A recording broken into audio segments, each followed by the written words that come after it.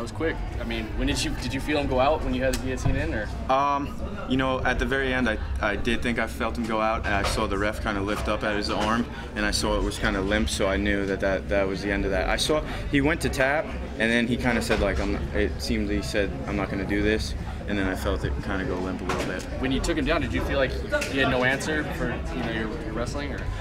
Pretty quick. Well, he was pressing into me, so I threw the headlock, and I had it very, very tight, and he was definitely trying to make a move and get out of there, and then I slid to the leg in, and I didn't feel that comfortable initially.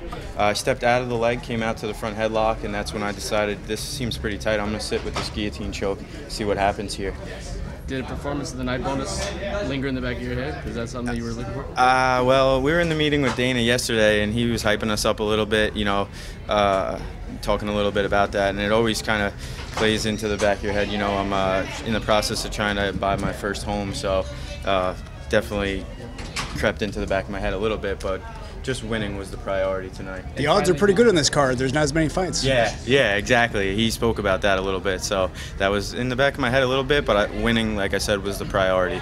I wasn't going to do anything stupid to jeopardize the win just for a bonus, but it was there, and I went for it.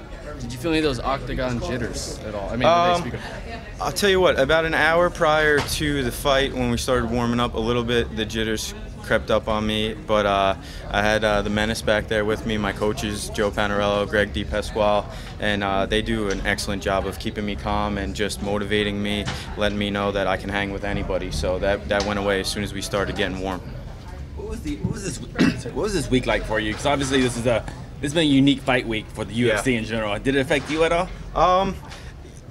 It was definitely unique, being that there were some changes on the card, but I tried not to let any of that affect the way I was going to perform. I stayed the first fight. The time changed a little bit, but I think that was for the better. Gave us a little bit more time to settle in and relax today. This morning I got to eat with my dad and just as things were normal, almost like my last fights in Atlantic City. So nothing crazy. You know, just kind of felt bad for the other guys, felt bad for TJ, you know, and that was that. Were you keeping up with that, or this week were you just like cutting weight? I only found out, I saw Henan in the check scale on Wednesday when I was working out. He was in my workout room, so I didn't know that there was any issue. Looking back on it now, when I left medicals on yesterday, there was an ambulance, a couple of guys with a stretcher knocking on the door, and I had to let them in. I thought it was just for someone in the hotel.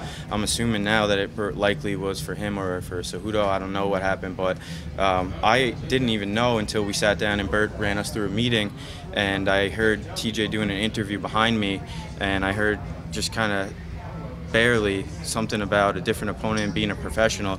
I turned my head around, and that's when I knew like something had changed, but I tried to just set my focus on my opponent, and you know, he's a professional. He's going to do what he has to do tonight. So. Now, you didn't take any damage in the fight. When would you like to get back in there? I mean, I'd like to get back in there again before the end of the year. You know, as long as I'm healthy, I'm down to fight whenever. You know, health being the main concern, and I feel great right now. So, whenever. You still have your gloves on. Are you well, get some plans I don't know about? We took some pictures, and the gloves went back on. So, and then I asked if they wanted them to stay on. So that's why they're still here. But that's all you get. You're done. I'll probably just walk around like this all night. Yeah. So how does it feel? I mean, as an athlete, you know, just doing this. I mean, I don't know. Is this just another day, or is it like no? This I mean, you know what? Everyone has been kind of asking me all week, friends, family, this has been your dream for so long. Doesn't this feel great? And I say no, because I just look at it as I've been climbing one mountain. I got to the top, and you look up, and there's a whole nother mountain to climb. You know, being that I was a wrestler, my goal has never been to just be around and to be relevant. You know, I always want to win, whatever it is. If I'm in a tournament, I want to be the champion, states, nationals, whatever the case may be. So I'm here to win, and win as much as possible, win all the time. I want that belt someday, and I know I have a lot of work to do, so I'm just going to, you know, keep my head down, keep working hard, keep training with these guys that are excellent, and try to get there someday.